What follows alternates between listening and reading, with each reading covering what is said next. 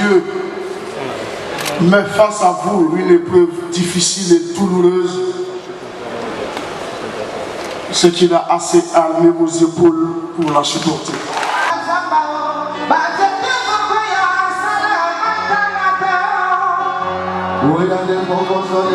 Si on me disait un jour que Papa Wemba, je ne dis même pas venir chanter, Papa Wemba allait passer à Anoumambo, je n'aurais pas cru. Jusqu'à venir mourir à Anoumambo, Papa Wemba nous a respectés. Beaucoup. Merci.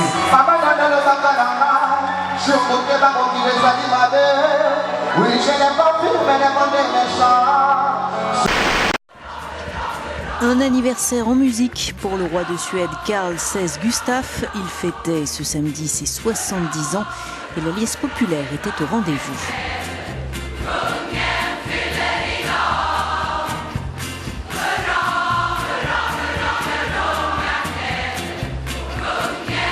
Parmi les convives, les représentants des monarchies d'Espagne, des Pays-Bas ou encore du Danemark. Sur le trône depuis 43 ans, Carl Gustaf de Suède était accompagné de son épouse, la reine Silvia, et de leurs 3 enfants.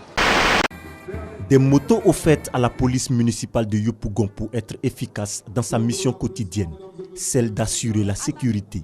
Les autorités municipales affichent ainsi leur engagement à rassurer leurs administrés. On connaissait Rolls-Royce pour ses voitures, le voilà qui se lance dans les bagages. Le constructeur britannique de luxe lance une gamme de 6 pièces destinées au coffre de son modèle Wraith. 2 valises, 3 sacs et une sacoche en cuir et fibre de carbone. L'ensemble a été développé avec les concierges des grands hôtels. Il sera possible d'acheter chaque pièce séparément et ce, même si vous ne possédez pas de Rolls-Royce. Pour toute la collection, comptez 40 000 €. Notez que pour le même prix, vous pouvez aussi vous offrir une très belle voiture.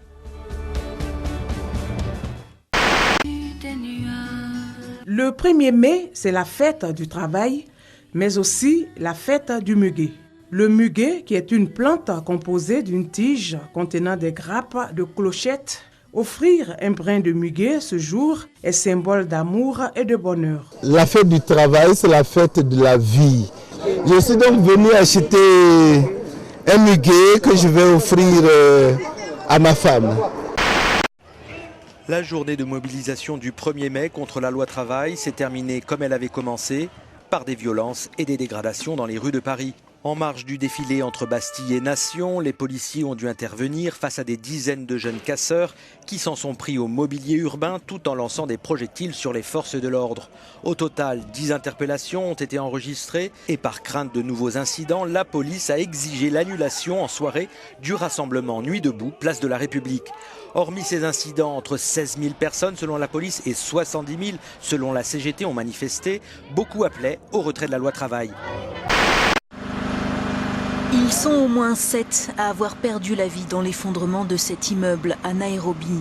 L'édifice de 6 étages, situé dans un quartier populaire au nord-est de la capitale kenyane, s'est écroulé hier soir vers 21h30. Depuis, plus de 120 personnes ont été extirpées vivantes des décombres. L'activité manufacturière a timidement progressé en zone euro en avril. La France, où la contraction du secteur s'est accentuée, tirant la moyenne vers le bas. L'indice PMI des directeurs d'achat du secteur est ressorti à 51,7 après 51,6 en mars, restant en phase d'expansion donc. Les enquêtes Markit livrent un tableau contrasté avec des signes positifs en Allemagne et une nette accélération en Italie et en Espagne. Le sous-indice des prix de vente reste lui en phase de contraction sur avril, de mauvais augure pour l'inflation. Voici les premières images du crash d'hélicoptère survenu ce vendredi en Norvège. L'hélice pivote encore dans les airs, alors que plus loin, une épaisse fumée se dégage du lieu de l'impact. L'appareil transportait 11 Norvégiens, un Italien et un Britannique. Il n'y a aucun survivant. L'Italie n'oublie pas Giulio Regeni à Rome, devant près de 800 000 personnes. Le traditionnel concert du 1er mai a rendu hommage à cet étudiant italien assassiné en Égypte en janvier dernier. Torturé à mort, le jeune homme de 26 ans étudiait au Caire.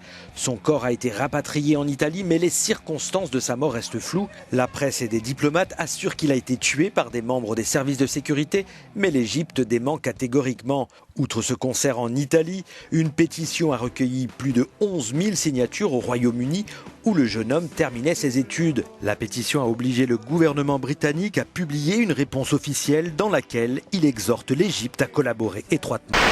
Une étiquette verte non falsifiable collée sur une pompe à essence après vérification de la quantité et du prix du carburant servi. L'instrument de mesure du ministère du Commerce indique que la pompe est en bon état.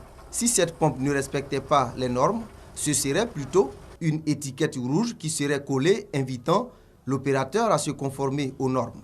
Par cette action, le ministre du Commerce, Jean-Louis Villon, lance l'opération de vérification périodique des instruments de mesure en service.